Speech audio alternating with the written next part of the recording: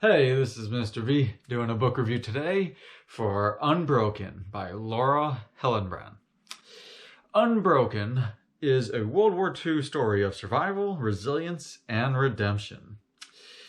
It follows his main person is Louis Zamperini, and it just follows some of the toughness that he went through during World War II. And this is a nonfiction book. So before I talk about the book, I would say for this book, I definitely recommend that you know a little bit about World War II. You don't need to know a lot, but I would recommend knowing a little bit in terms of like some of the dates, in terms of years or things like that, as you also want to know about the Japanese. Because a lot of people, because of the Nazis, a lot of people focus on Germany and how some people even think Germany was the only enemy, when actually we were at war with Germany and Japan. So I was like, but the Nazis overshadow what happened with the Japanese. And she talks about it briefly here, but you do want to know about the Japanese and how brutal they were and how cruel they were, especially to the prisoners of war. But the author does talk about it, but I would still say it would help to know a little bit of World War II history before going into it. Because I would say that, this was a great book. This was an amazing book. And truthfully, this could have been multiple books. I'll go through everything just briefly, but this really could have been multiple books because she broke it down into 5 sections. It could have almost been 5 different books because of how much happened. Louis, the main guy she's talking about, so much happened in his life, for good and for bad. Like some fun things happened, but some horrible things happened as well. So, that's why the story as a book as a whole is so interesting, because you do hear about many different situations and many stories, and not just his stories. You hear about other people's stories too. So I'm going to quickly go through each section and give you my thoughts. So basically, the first section, it has a very fun start. She starts out very fun, as it's just about Louis when he was younger. He's a kid growing up, and he was kind of mischievous. He was not that good of a kid, a well-behaved kid. I forget if it was in I think it was in the late 20s or maybe early 30s.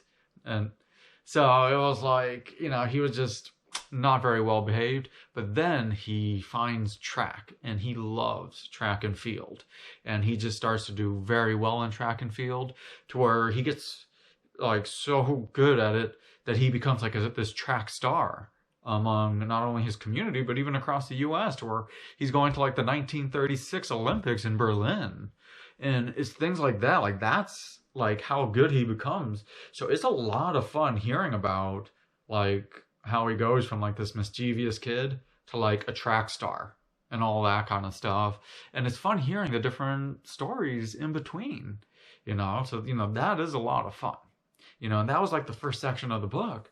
And then the second section, they talk about like where he joins the military. And I forget the year he joined, but he joins the military, and she does a great job because she gives you like the real life of a military person, and that, she goes through the training, she goes through certain missions, but she also talks about like how the military guys interact with each other, the pranks they pull or how they talk to each other, things like that. And, like we only think of like the trainings or things like that, but you do forget that there is a lot of camaraderie among them, and they do pull these pranks and all that. And, she does talk about that stuff in the book, so that makes it also very interesting and kind of fun hearing about it. And, but she still does talk about the different missions that they had to go on during the war, and like some of the stuff that happened. And when reading it, you sometimes forget that these are like real people, like that. You forget, like people often like forget, and myself included, that these are real people. Like these are the real missions. Like, yeah, we know it's nonfiction, but it's like when some of the people die on the mission, like those are like his friends.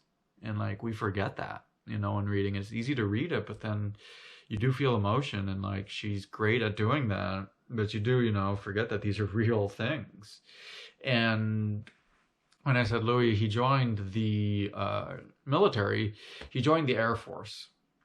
And she goes through in nice detail about how dangerous the Air Force was, especially during World War II, like how dangerous it is, and like the amount of dangers that was facing the Air Force of being in it. In that, like, not only when you're flying certain missions can your plane crash, but there's many other aspects. You can be shot down, but there's many other aspects that she goes in detail. And I'll just give a brief thing of it, but like she talks about like how many of the airplanes they just disappear.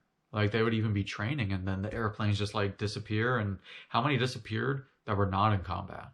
And it's kind of scary. Or like there would be like accidental crashes, or the runway would be too short, there'd be plane malfunctions, you fly into a storm, and it's like all these things. And she goes even more things that the Air Force faced and Louis faced. And like and she talks about some of these things, and it is definitely fascinating. And it's like they also talk about how basically if your plane crashes, you're on a life raft, but the chance of getting found is like almost nothing. Like it's almost a joke in the Air Force, because you really are this little tiny raft in the whole ocean, or the whole area of the ocean, and they don't know where you are. They take a couple days. It's very, very difficult for that. And she does talk about like what the Air Force people thought, and what the real people. I said it felt like the real military type of discussion. So that she did a great job with that. And I'll give you a spoiler right now. Louis, the third section of the book, his plane crashes. His plane crashes, and they need to abandon the plane. Him and a few of his mates need to abandon the plane, and they are on a raft. They're on a raft, but this is, I mean, the book was already great up to that point, but this is where it gets really, really interesting, because they're on a raft. And you get like the first-hand account of what it's like being on those rafts. Yeah, we can always picture it or envision in our mind, like from what you see on like movies or anything like that. But really, the first-hand accounts are just fascinating of what it was really like being on a raft. Like the thoughts that they face. You're on this little tiny raft and you're not sure if you're ever going to be discovered. The main thought is, will a plane ever come? And you're always hoping for it, but it's like, what do you do? But then also like I won't say for how long he was on the raft. You can read that in the book, but it's like even after it, it's like you want to make sure that you don't go insane, and that there's things that she talks about in the book that people forget about, like that Louis talked about too, was like how you get surrounded by sharks. It's not just a movie. It's real. You are surrounded by sharks, but then you go through thirst, no food, and then it's like, how do you catch food?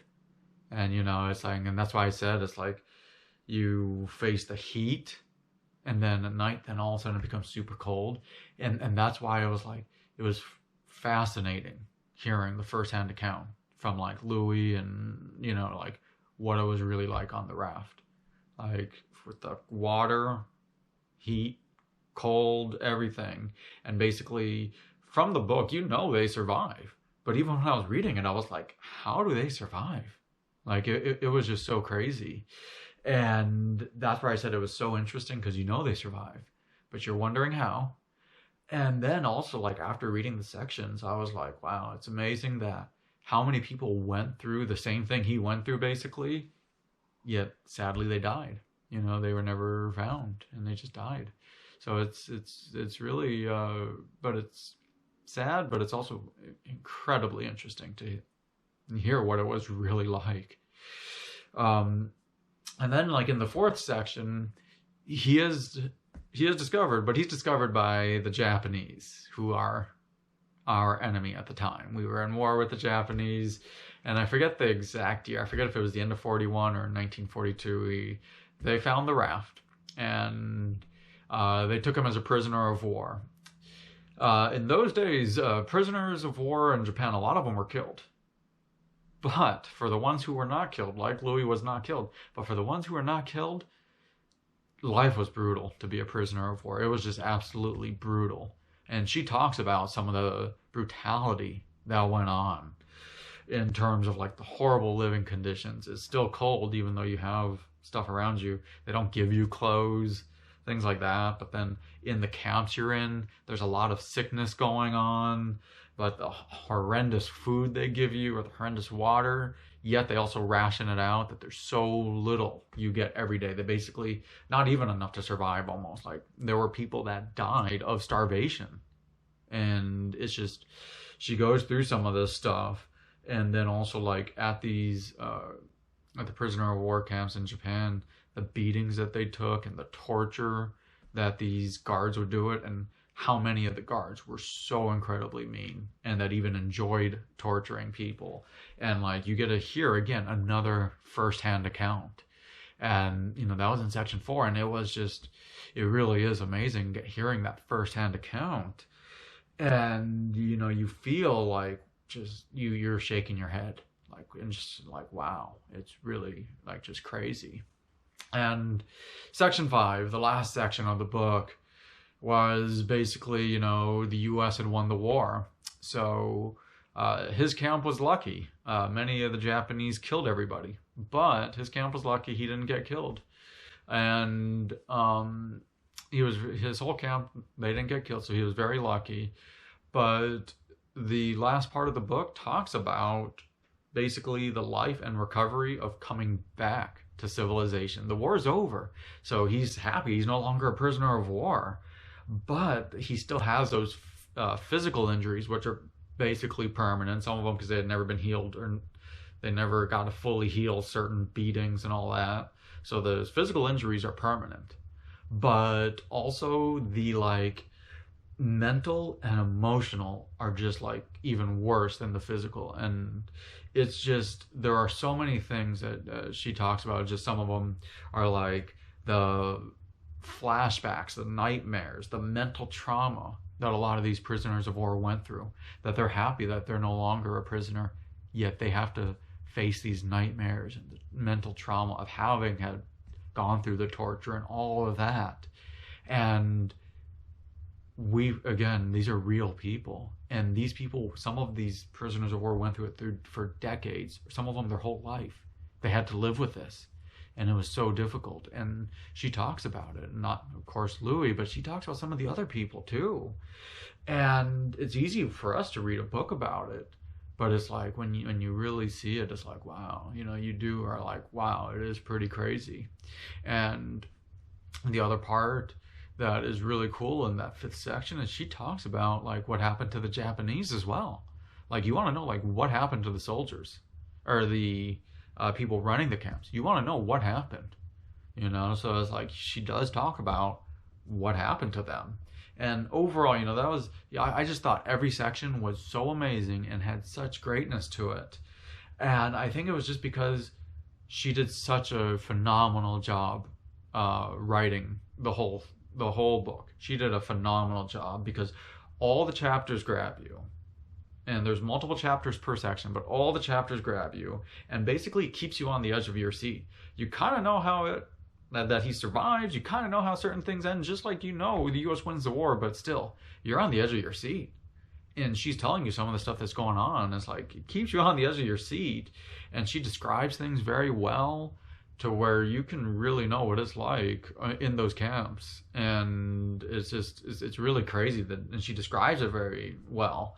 And she did something that was amazing, is that a lot of authors have trouble doing, is she had like a good chapter length. And I think that is really big, in that the chapters were not too short, but they weren't too long either.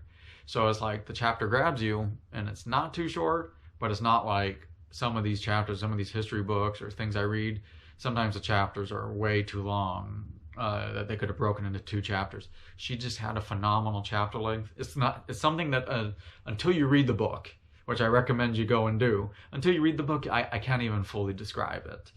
But, you know, it's just like, she just did such a great job writing it, and you just feel emotion when you're going through it, especially you knowing that these are real people and real situations that you face emotions, and it's just it was still a lot of fun reading the book. And some of the cool things that she did, some of these extra, is that she added a lot of extra pictures. She gave a lot of pictures. Some of them I don't even know how she got, because these are pictures from World War II, even the 1930s. But she added a lot of pictures of the different people, the different maps, the different planes, even like the camps. You know, she added pictures of what they were like when they were older, after they had like come back. She added a lot of pictures, and that also made the chapter great too, because then it wasn't every chapter, but a lot of chapters had pictures. So you can kind of see what it was like. And like, you know, when I was reading this, it really made me appreciate life. When you read some of these horrible events, it makes you appreciate life, because this is the story of survival, of fighting for survival. And you really see it, that Louis, he had to fight for survival multiple times. So, you know, that's why it just is a story of that. But with that being said, I could not find a negative in the book. I really could not. The only thing I would say is that don't take this book lightly. Do not take it lightly, because a lot of tough things happen during the book. A lot of tough things happen. You know, she doesn't go in super detail about the tough things that happen, but she does talk about the things that happen. You know, people do die. There is torture. There are, you know, some of the things that he has to go through. So that's why I would say don't take this book lightly. Like, don't go in thinking, oh, this would be an easy one to read. Do not take it lightly. That's the only thing I would say for this book. But other than that, I recommend that you guys go and get this book. I recommend it for most people. There's only a few people that I would say probably cannot handle the book just because of the torture or things like that. But for the most part, I definitely recommend that you guys go and read this at some point. If you guys have any questions, comments, disagreements, you know, please post it in the comments section below. I hope you guys click the subscribe button. I always upload multiple different types of book reviews. But thank you for watching my book review today. This is Mr. V. Go enjoy reading.